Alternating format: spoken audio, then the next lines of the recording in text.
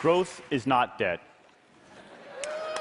Let's start the story 120 years ago when American factories began to electrify their operations, igniting the second industrial revolution. The amazing thing is that productivity did not increase in those factories for 30 years. 30 years! That's long enough for a generation of managers to retire. You see, the first wave of managers simply replaced their steam engines with electric motors, but they didn't redesign the factories to take advantage of electricity's flexibility. It fell to the next generation to invent new work processes, and then productivity soared, often doubling or even tripling in those factories. Electricity is an example of a general-purpose technology, like the steam engine before it. General-purpose technologies drive most economic growth because they unleash cascades of complementary innovations, like light bulbs and, yes, factory redesign. Is there a general-purpose technology of our era? Sure, it's the computer. But technology alone is not enough. Technology is not destiny. We shape our destiny. And just as the earlier generation of managers needed to redesign their factories, we're going to need to reinvent our organizations and even our whole economic system. We're not doing as well at that job as we should be. As we'll see in a moment, productivity is actually doing all right, but it has become decoupled from jobs. And the income of the typical worker is stagnating.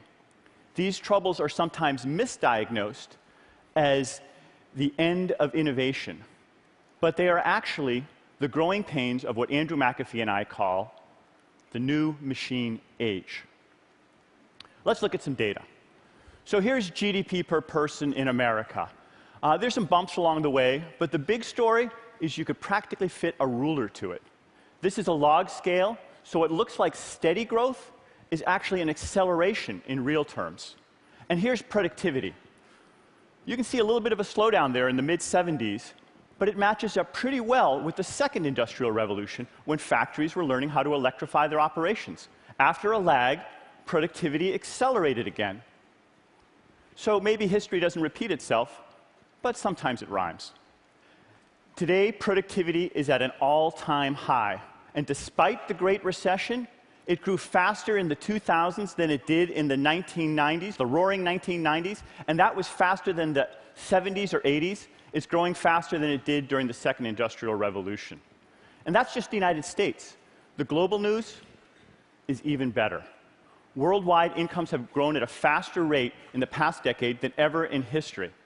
If anything, all these numbers actually understate our progress, because the new machine age is more about knowledge creation than just physical production.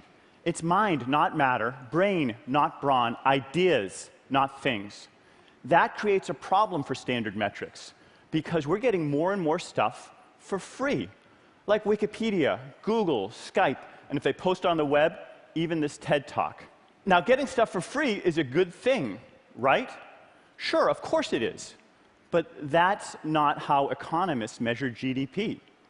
Zero price means zero weight in the GDP statistics. According to the numbers, the music industry is half the size that it was 10 years ago. But I'm listening to more and better music than ever. You know, I bet you are too. In total, my research estimates that the GDP numbers miss over $300 billion per year in free goods and services on the internet. Now let's look to the future. There are some super smart people who are arguing that we've reached the end of growth.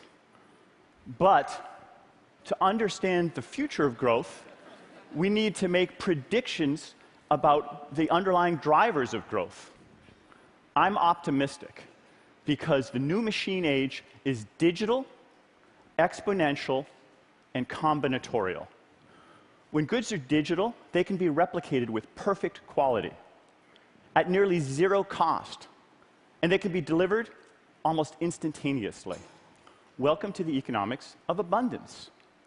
But there's a subtler benefit to the digitization of the world. Measurement is the lifeblood of science and progress. In the age of big data, we can measure the world in ways we never could before. Secondly, the new machine age is exponential.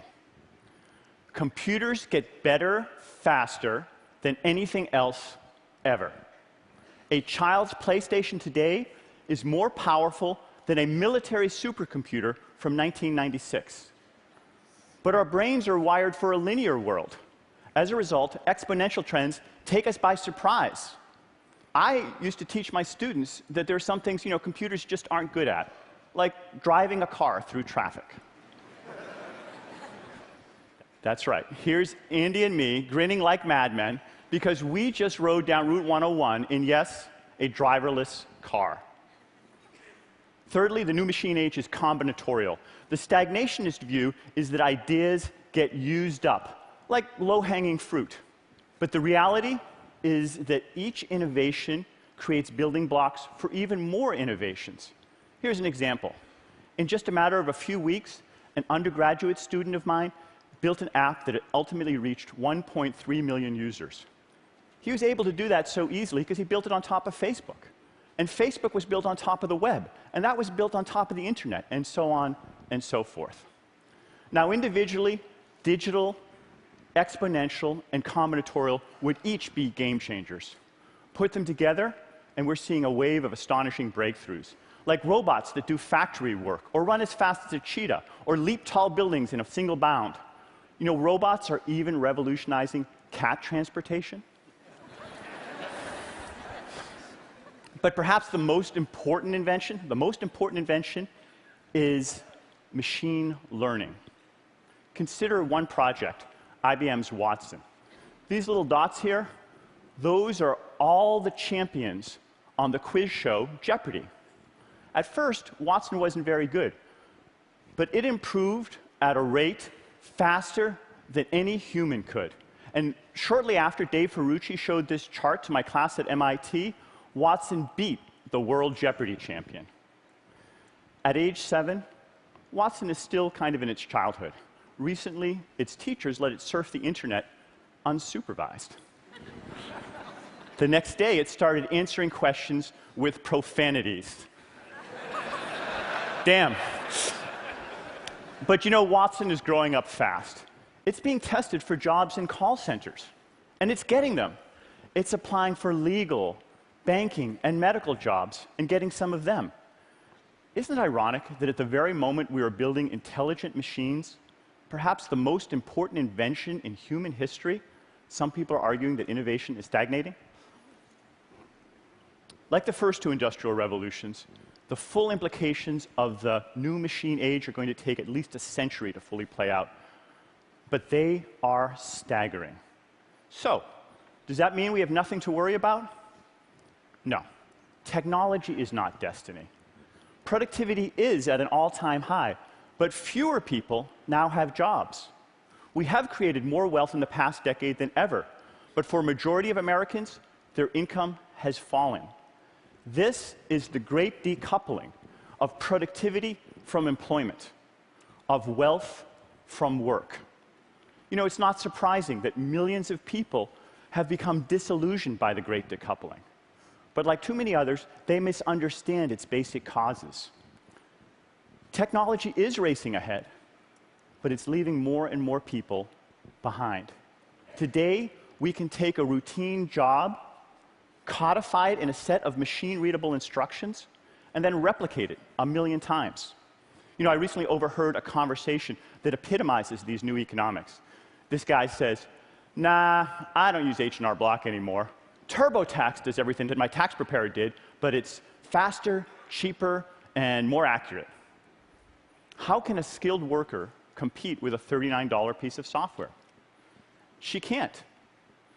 Today, millions of Americans do have faster, cheaper, more accurate tax preparation. And the founders of Intuit have done very well for themselves. But 17% of tax preparers no longer have jobs. That is a microcosm of what's happening, not just in software and services, but in media and music, in finance and manufacturing, in retailing and trade, in short, in every industry. People are racing against the machine, and many of them are losing that race. What can we do to create shared prosperity? The answer is not to try to slow down technology. Instead of racing against the machine, we need to learn to race with the machine. That is our grand challenge. The new machine age can be dated to a day 15 years ago when Garry Kasparov, the world chess champion, played Deep Blue, a supercomputer. The machine won that day, and today a chess program running on a cell phone can beat a human grandmaster. It got so bad that when he was asked what strategy he would use against a computer, Jan Donner, the Dutch grandmaster, replied, "I'd bring a hammer." But today, a computer is no longer the world chess champion. Neither is a human, because Kasparov organized a freestyle tournament where teams of humans and computers could work together. And the winning team had no grandmaster, and it had no supercomputer. What they had was better teamwork. And they showed that a team of humans and computers working together could beat any computer or any human working alone. Racing with the machine beats racing against the machine. Technology is not destiny. We shape our destiny. Thank you.